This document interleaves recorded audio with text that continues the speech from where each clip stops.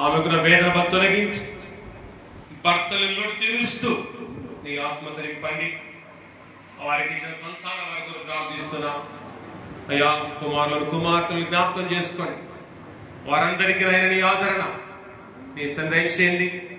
తండ్రి లేని లోటును మీరు తీర్చండి ప్రభు. నీకు స్తోత్రాలు. ప్రత్యేకముగా నాయన నీ సేవకుడు ఈ లోకములో బ్రతికినంత కాలం నీ కొరకు జీవించాడు ప్రభు. ఆయన ఈ లోక యాత్రను ముగించుకొని అయా నీ చెంతకు చేరి ఉన్నారని మేము విశ్వసిస్తూ ఉన్నాం.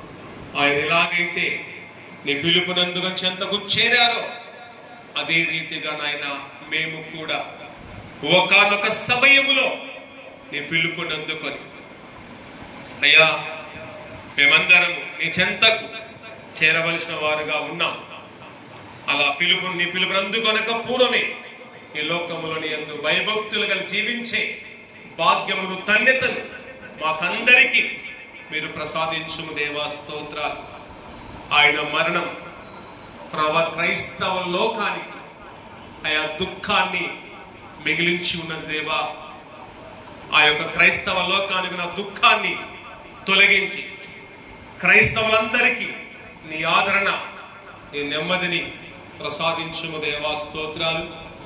ప్రత్యేకంగా ఆయన మరణం పైన క్రైస్తవ లోకానికి అనుమానం ఉంటూ ఉండగా అయా ప్రభుత్వంతో మీరు మాట్లాడి సరైన సమగ్ర విచారణ జరిపి న్యాయపరమైన రిపోర్టును తెలియచేయడానికి సహాయము చేయము దేవానికి స్తోత్రాలు.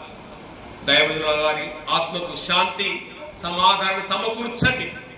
ఆయన విడిచి వెళ్ళ పరిచర్యను మీరే కొనసాగించుచు వారి యొక్క సంఘమును వారి కుటుంబాన్ని మీరే బలపరుస్తూ ఆశీర్వదిస్తూ మమ్మల్ని దీవిస్తూ నీ దీవెనతో నీ కరుణతో కటాక్షముతో ఆనందంతో నింపుతారని యేసు నామములో వేడుకున్న మా ప్రియ తండ్రి.